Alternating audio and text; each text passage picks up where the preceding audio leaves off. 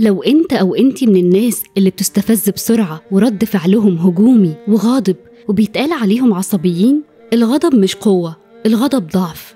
ضعف بيخليك تخسر ولادك وأهلك وصحابك. ليه بنغضب؟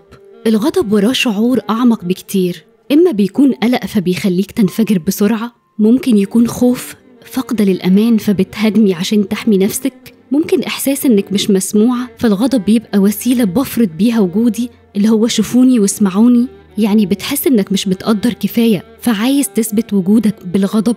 في مقولة بتقول إنك لما بتغضب كأنك بتشرب السم وتستنى اللي قدامك هو اللي يموت. الغضب مش بيأذي غيرك بس، هو بيمرضك انت الأول. تعال أقولك الغضب ممكن يجيب لك أمراض عاملة ازاي. بشرتك أو بشرتك بتلاقي فيها شحوب، بهتانة، ممكن يجيلك إكزيما أو صدفية بتزيد نوبتها مع الغضب، حب شباب والتهابات. الشعر، تساقط للشعر وضعف البصيلات، قشرة عنيدة، التهاب فروة الراس، ظهور الشيب أسرع لأنك طول الوقت عايش في توتر.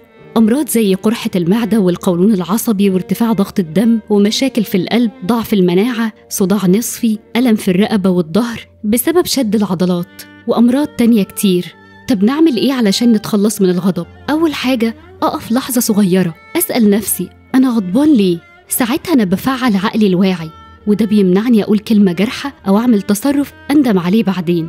إني أقف للحظة ده بيحضر لي العقل، وده أفضل حل. ما تنتظرش أي حاجة من أي حد، ما تنتظرش الناس يدوك دايما اللي انت محتاجه، لأن وقتها مش هتعيش في دوامة غضب مستمر. الرسول صلى الله عليه وسلم قال إنما العلم بالتعلم وإنما الحلم بالتحلم. يعني العصبية مش طبع ثابت زي ما كل الناس فاهمة، كل إنسان يقدر يتغير. الغضب لو ما درتوش صح بيتنقل لأولادك كعادة، وده ظلم ليهم. ربنا وصف المؤمنين وقال والكاظمين الغيظ. الكظم هنا مش معناه كبت، لكن إدارة للمشاعر.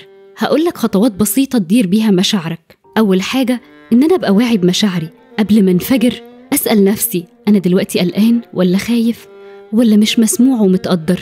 تاني حاجة اتنفس ولو لثواني. تالت حاجة مارس رياضة واكتب مشاعرك. لما تكتب اللي انت حسيت بيه في كل موقف، مع الوقت هتقدر تتصرف بحكمة في المواقف. دايما خلي عندك ذكر أو دعاء لما تحس إنك هتغضب يكون بيهديك. كل يوم درب نفسك إن أنت تكون من الكاظمين الغيظ مش من المنفجرين، وكافئ نفسك لما فعلا تدير مشاعرك وما تغضبش. الغضب مش قوة، الغضب ضعف، لكن إدارة مشاعرك أعظم قوة.